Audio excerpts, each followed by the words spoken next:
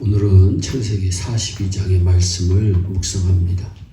요셉이 애굽 바로왕의 꿈을 해석해 줍니다.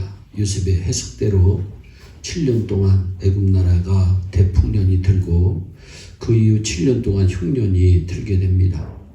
흉년으로 인해 온 세상이 기근이 심합니다. 애굽만 아닌 주변 국가들도 기근이 심합니다. 야곱의 일가도 기근으로 인해 생존하기가 어려워졌습니다. 모든 사람들이 기근을 면하기 위해 양식을 사기를 원했습니다. 그런데 어느 나라 어느 백성이든 누구를 막론하고 요셉에게로 가지 아니하면 양식을 구할 수가 없습니다.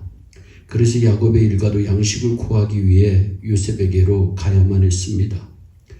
10형제를 만난 요셉은 내색하지 않고 형제들을 거칠게 다루면서 시험합니다. 요셉은 형제들을 정탐꾼으로 몰아 며칠 동안 10사람을 모두 감옥에 가둡니다. 그리고 그들을 가나안에 되돌려 보내면서 둘째 형인 시므온을 인질로 잡아 넣습니다.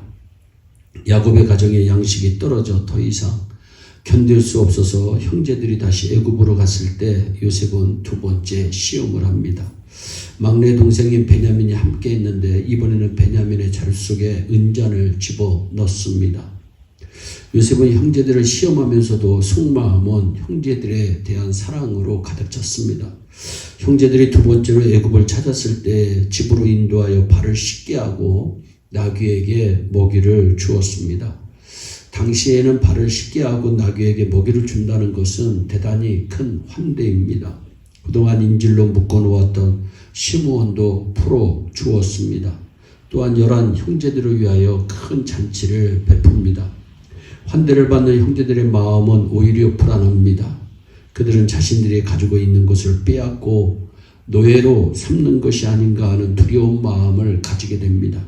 드디어 베냐민의 자루에 넣은 은잔 사건 이후에 요셉은 자신을 형제들에게 드러냅니다.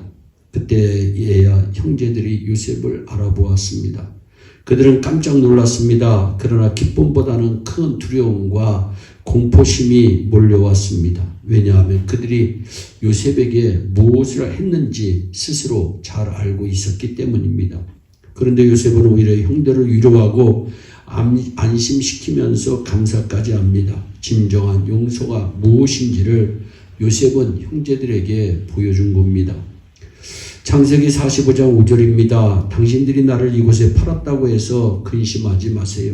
한탄하지 마세요. 하나님이 생명을 구원하시려고 나를 당신들 먼저 보냈다 하면서 형제들을 안심시키면서 격려한 사람이 요셉입니다. 로마서 8장 28절의 말씀을 보세요. 우리가 알거니와 하나님을 사랑하는 자 곧 그의 때로 부르심을 입은 자들에게는 모든 것이 합력하여 선을 이루느니라. 하나님은 구속사를 위해 합력하여 늘 선을 이루시는 분이십니다. 뿐만 아니라 요셉은 야곱 일가를 초청하여 필요한 만큼 양식을 공급해 주면서 애굽에서 목축하기에 가장 좋은 지역인 고센 땅에 가족들을 살게 해줍니다. 이처럼 야곱의 일가는 요셉을 만남으로 생명과 행복을 동시에 얻는 큰 축복의 가정이 됩니다. 요셉은 야곱 일가의 희망이었습니다. 요셉은 대표적으로 예수님을 대표합니다. 그러므로 요셉을 찾은 야곱의 일가를 통해 귀한 영적인 교훈을 하나 배울 수 있습니다. 지금도 인류는 기근으로 인하여 고통을 당하고 있습니다. 많은 사람들이 먹을 것이 없어서 주류고 있습니다. 세계은행에서 발표한 것을 보면 세계 인구 중 15개 사람들이 배부르게 먹으면서 늘어난 지방을 주체하지 못한다고 발표합니다.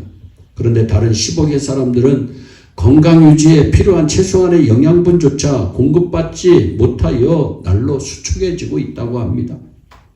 아프리카에서는 4명 중 1명이 영양실조에 걸려 있고 남미에서는 8명 중 1명이 저녁을 굶고 잠자리에 들며 아시아 태평양 연안에서는 28%가 잦은 굶주림으로 고통을 당한다고 하니 실로 놀라운 일이 아닐 수가 없습니다. 지금처럼 문명이 발달되고 식량 생산을 많이 함에도 불구하고 인류의 20%가 영양실조에 시달리고 있다는 겁니다. 역사상 지금처럼 인류의 20%가 영양실조에 고통당한 시대가 없었다고 하니 참으로 아이러니합니다. 그런데 기근을 해결하려면 주님께로 가야만 합니다. 요셉 시대 때의 양식을 구하려면 어느 곳에 가도 구할 수 없고 오직 요셉에게 가야만 구할 수 있었습니다. 마찬가지로 인간이 안고 있는 영적인 기근, 육적인 기근을 근원적으로 해결하려면 다른 대안이 없고 오직 예수 그리스도께로 가야만 해결될 수가 있습니다. 세상은 여기저기에서 기근을 해결해 보려고 하지만 근원적인 것을 얻지 못합니다. 인간의 참 만족과 행복에 얻으려면 누구나 예수 그리스도께로 가야만 하는 것입니다. 요셉을 찾아간 형제들은 요셉을 만나기는 했지만 요셉을 알아보지 못했습니다. 여러 차례 대면하면서도 요셉을 알아보지 못했습니다. 요셉은 자신을 형제들에게 알리려고 직간접적으로 몇 가지 힌트를 주기도 했지만 알아보지 못했습니다. 요셉은 형제들이 식탁에 앉을 때 루벤부터 장류의 차선대로 앉혔습니다. 형제들은 깜짝 놀랐습니다. 성경을 보면 그들이 이상하게 생각했다고 분명히 기록하고 있습니다. 그런데도 요셉을 몰라보았습니다. 왜 형제들이 요셉을 몰라보았을까요? 그들의 생각과 관심이 다른 곳에 있었기 때문입니다. 그들은 자신들의 소유와 안위에만 관심이 있었습니다. 요셉을 주목하지 못했기 때문입니다. 오늘날 우리들이 교회에 온 것만으로 만족해서는 안 됩니다. 우리가 주님 전에 왔다면 다른 것에 관심을 갖는 것이 아닌 예수 그리스도만 바라보며 주목할 수 있는 영적인 결단이 있어야 우리의 기근이 해결되는 것입니다. 한 가지 기억할 것은 일반 사람들이 말하는 복과 기독교가 말하는 복은 다릅니다. 여러분, 행복은 영어로 해피니스입니다. 해피니스는 우연히 일어났다는 말에서 온 단어입니다. 그런데 축복은 영어로 블레싱입니다. 블레싱이라고 하는 말은 피를 흘린다는 블리드에서 나온 말입니다. 주님의 축복은 우연히 주어지는 것이 아니라 피를 흘리신 대가를 통해 그리스도인들에게 주시는 축복입니다. 인류가 안고 있는 기근은 주님만이 해결할 수가 있습니다. 그리고 주님과의 진정한 만남이 있다면 주님은 기근은 해결해 주실 뿐만 아니라 풍성한 삶을 축복으로 주실 것입니다. 우리 모두 주님께 우리의 모든 관심을 가지시기를 바랍니다. 우리의 모든 생각이 주님을 향하시기를 바랍니다.